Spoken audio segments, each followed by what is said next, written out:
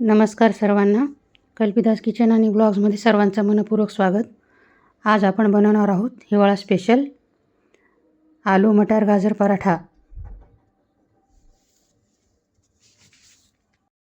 त्यासाठी मी 4 मध्यम आकाराचे बटाटे कुकरच्या 2 शिट्या करून घेतलेले आहेत. तसेच मी गाजर किसून घेतलेले आहेत. आपण मिक्सरमध्ये पण बारीक करून घेऊ शकतो. तसेच एक मोठा कांदा मध्यम आकारात कापून घेतलेला आहे मी. त्यानंतर घेतलेले आहेत अर्धा वाटी मटार. मटार मी जस्ट 5 मिनिटं बॉईल करून घेतलेले आहेत. सर्वप्रथम आपल्याला गरम तेलामध्ये 1 चमचा जिरे टाकून घ्यायचे आहेत. जिरे टाकल्याच्या नंतर मी 1 छोटा चमचा हिंग टाकत आहे. यानंतर 4 हिरव्या मिरच्या कट करून घेतल्या होत्या त्या टाकत आहे. हिरव्या मिरच्या टाकल्यानंतर अद्रक लसूण पेस्ट टाकून घेत आहे मी. त्यानंतर यामध्ये मी कांदा टाकून घेतलेला आहे. कांदा जेवढा जास्त तेवढी पराठ्याची चव चांगली वाढते.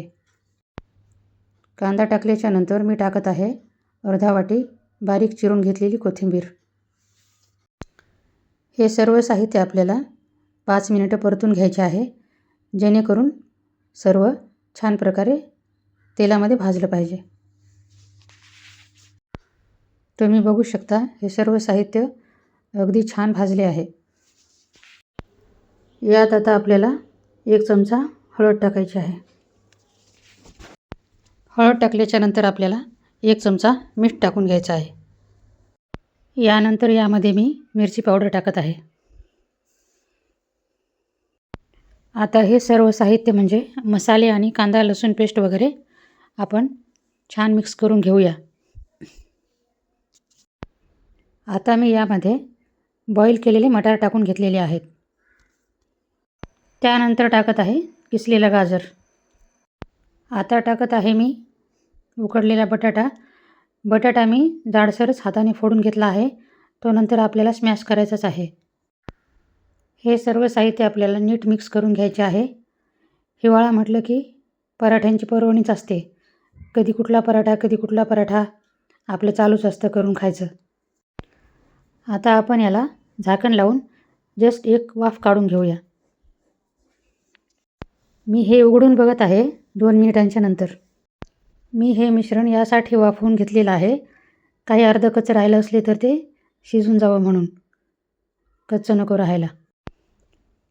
हे मिश्रण आपल्याला एका स्मॅशरच्या सहाय्याने छान स्मॅश करून घ्यायचं आहे. कुठलीही गोष्ट त्यातली जाड राहू नये, नाहीतर पराठे फुटतात. पराठा हा तर फुटलाच पाहिजे, पण जास्त फुटू नये म्हणून थोडंसं त्याला आपण बारीक करत आहोत. आपला मस्त रंगीबेरंगी पराठा लाटून तयार आहे. आता आपण तव्यावर टाकूया. आपण पराठा तव्यावर टाकून पलटून पण घेतलेला आहे. पराठ्यावर टाकतानाचे शॉट नीट शूट झाला नव्हता. आपण आता पराठ्याला थोडंसं तूप टाकून छान खरपूस असं भाजून घेऊया. पराठ्यांसोबत तूप छान लागतं. तर तयार आहे आपला आलू मटार गाजर पराठा. कसा वाटला तुम्हाला नक्की सांगा. मुलांनी पराठा सॉस टाकून सजवला आहे. सॉस टाकून पण खूप छान लागतो पराठा.